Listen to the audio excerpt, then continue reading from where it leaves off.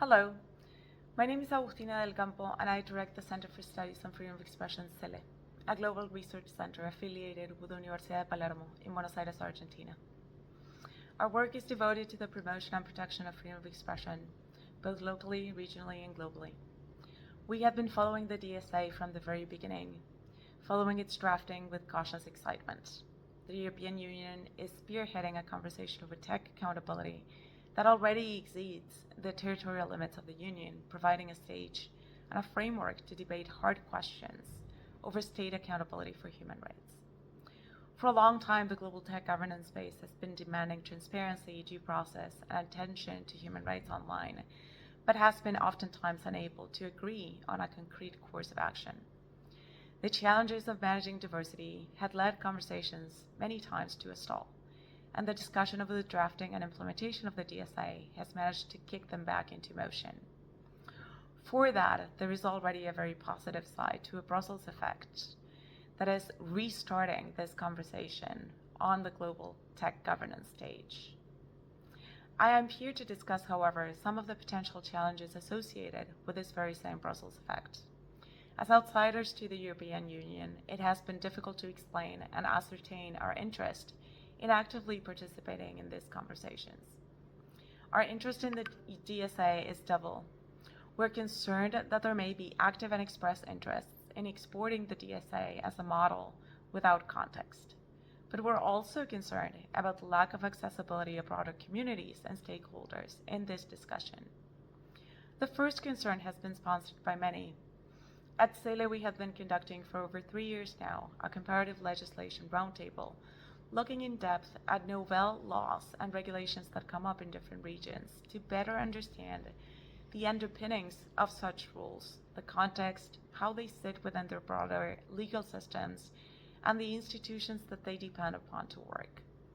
Contexts vary, and many, including us, are very concerned about the impact that this regionally crafted law that empowers regulators and legislators to exercise control and power over a technology that has been crucial for human rights advocates may have in fragile democracies or democracies that lack mature institutions to avoid abuse and uphold the rule of law. Furthermore, the heavy focus that the DSA places on companies and the narrow attention that it pays to government actors and their formal and informal relationships with platforms and tech companies are picked up by many elsewhere to conveniently deviate attention from state action and even state use of social media platforms for censoring speech or for surveillance purposes.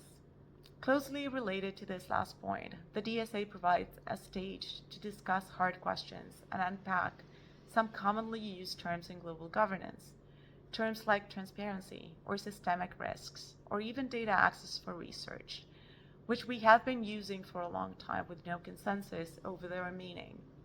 In fact, with significant and even contradictory implications in many cases. These newer terms of art are being defined and crafted in the context of DSA implementation and will probably impact the way we all think about them going forward. Companies will for the first time have legal duties to act upon them, and it will most probably impact de facto in the way they craft and evaluate their services and practices globally.